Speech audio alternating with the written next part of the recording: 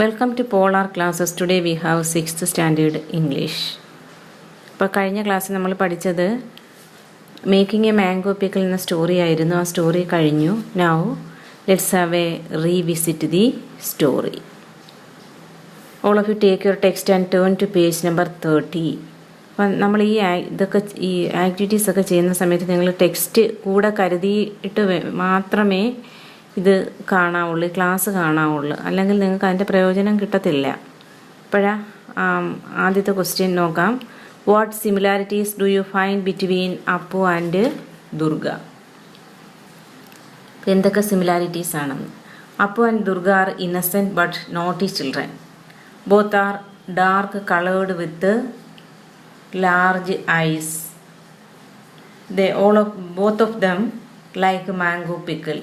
They are afraid of their mother. Then second one, pick out the sentence which tells that Durga is pretty.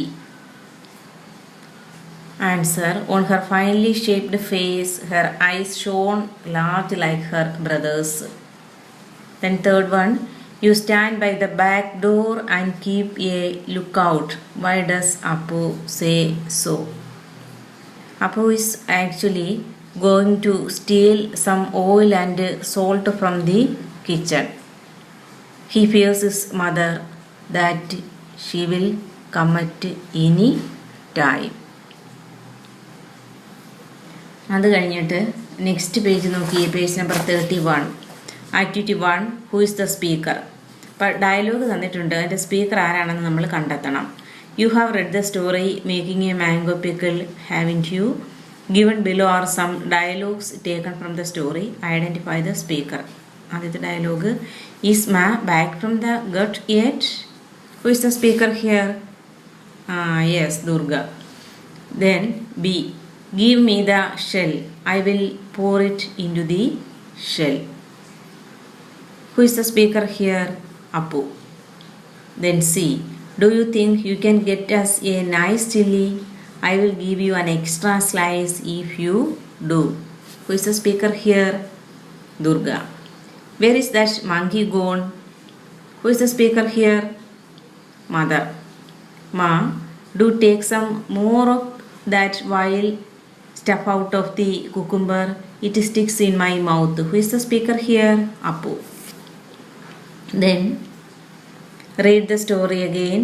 Write down which dialogue fits the expressions given.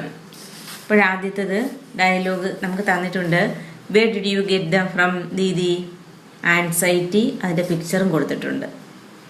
Then B happiness ആണ്. അപ്പോൾ എന്തായിരിക്കാം dialogue? There is loads and loads of budding mangoes that will fall off in the afternoon.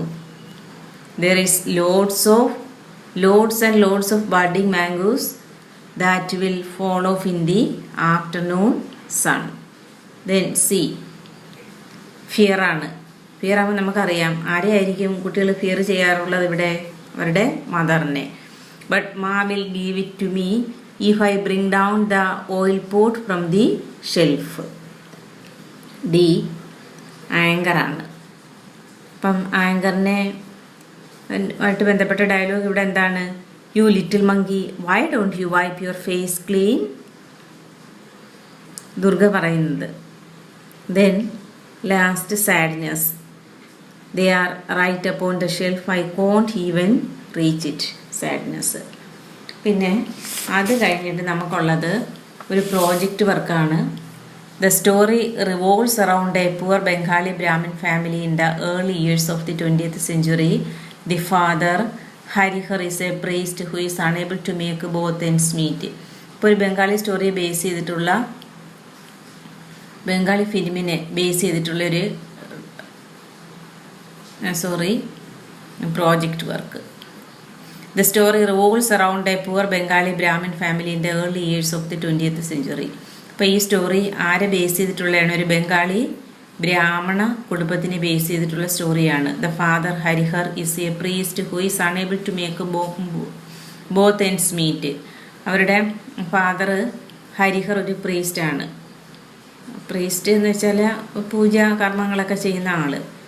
Who is unable to make both ends meet. അദ്ദേഹത്തിന് രണ്ടറ്റവും കൂട്ടിമുട്ടിക്കുവാൻ വളരെ ബുദ്ധിമുട്ടാണ്. അതായത് വീട്ടിലെ ചെലവുകളൊക്കെ മുന്നോട്ട് കൊണ്ടുപോകാൻ അദ്ദേഹം നന്ദി ബുദ്ധിമുട്ടുന്നു.